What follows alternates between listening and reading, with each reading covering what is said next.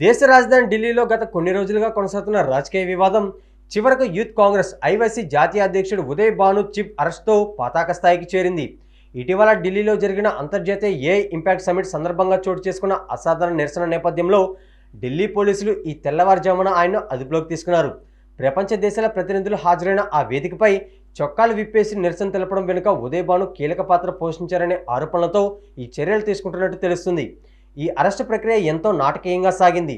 నిన్న ఉదయమే విచారణ నిమిత్తం తిలక్ మార్గ్ పోలీస్ స్టేషన్కు పిలిపించిన అధికారులు దాదాపు 15 గంటల పాటు సుదీర్ఘంగా ప్రశ్నించారు. ఈ విచారణ అర్ధరాత్రి దాటిన తర్వాత కూడా కొనసాగడం, చివరకు తెల్లవారుజామున 4 గంటల 30 నిమిషాల సమయంలో ఆయన అధికారికంగా అరెస్ట్ చేస్తున్నట్లు ప్రకటించడం గమనార్హం.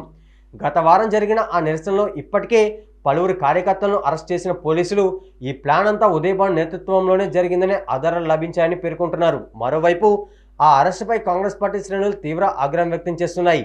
ప్రజాస్వామ్యబద్ధంగా నిరసన తెలిపే హక్కును కేంద్ర ప్రభుత్వం కాలరాస్తుందని, రాజకీయ కక్ష సాధింపులో భాగంగానే తమ యువ నేతను వేధిస్తున్నారని ఏఐసీసీ నేతలు మండిపడుతున్నారు. అంతర్జాతీయ వేదికపై ప్రభుత్వం అనుసరిస్తున్న విధానాలను ఎండగట్టడమే తమ ఉద్దేశమని, కానీ దానిని నేరంగా పరిగణించడం దారుణమని వారు వాదిస్తున్నారు. ఈ అరెస్టుతో ఢిల్లీలో ఒక్కసారిగా రాజకీయ వాతావరణం వేడెక్కింది.